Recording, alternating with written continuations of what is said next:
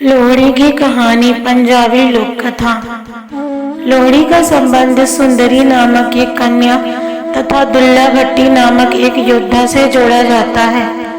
इस संबंध में प्रचलित ऐतिहासिक कथा के अनुसार गंजीबार क्षेत्र में एक ब्राह्मण रहता था, जिसकी सुंदरी नामक एक कन्या थी, जो अपने नाम की भांति बहुत सुंदर थी।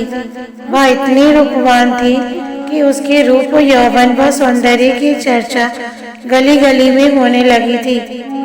धीरे धीरे उसकी सुंदरता के चर्चे उड़ते उड़ते गंजीबार के राजा तक पहुँचे।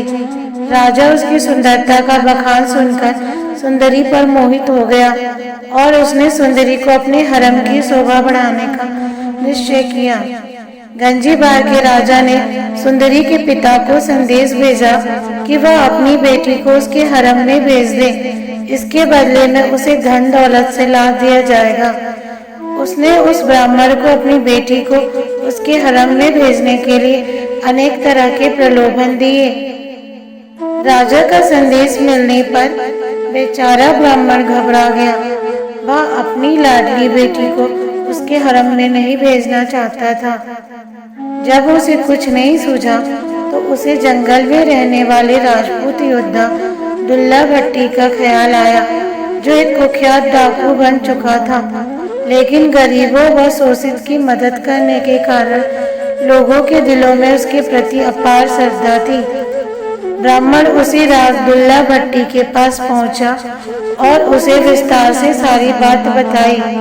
दुल्ला भट्टी ने ब्राह्मण की व्यथा सुन उसे सांत्वना दी और रात को खुद एक सुयोग्य ब्राह्मण लड़के की खोज में निकल पड़ा। दुल्ला भट्टी ने उसी रात एक योग्य ब्राह्मण लड़के को तलाश कर सुंदरी को अपनी ही बेटी मानकर अग्नि को साक्षी मानते हुए उसका कन्यादान अपने हाथों से किया और ब्राह्मण युवक के साथ सुंदरी का रात में ही विवाह कर दिया। उस समय दुल्ला भट्टी के पास बेटी सुंदरी को देने के लिए कुछ भी न था, अतः उसने तिल व शक्कर देकर ही ब्राह्मण युवक के हाथ में सुंदरी का हाथ थमाकर सुंदरी को उसके ससुराल विदा किया। गंजीबार के राजा को इस बात की सूचना मिली तो वह आग बबूला हो उठा। उसने उसी समय अपनी सेना को गंजीबार इलाके पर हमला करने तथा दुल्ला भट्टी का खात्मा करने का आदेश दिया। राजा का आदेश मिलते ही सेना दुल्ला भट्टी के ठिकाने की ओर बढ़ी, लेकिन दुल्ला भट्टी और उसके साथियों ने अपनी पूरी ताकत लगाकर राजा की सेना को बुरी तरह धूल चटा दी। दुल्ला भट्टी के हाथों शाही सेना की करारी शिकस्त होने की खुशी में गंजीबार में लोगों ने अलाव जलाए और दुल्ला भट्टी की प्रशंसा में गीत गाकर भंगड़ा डाला।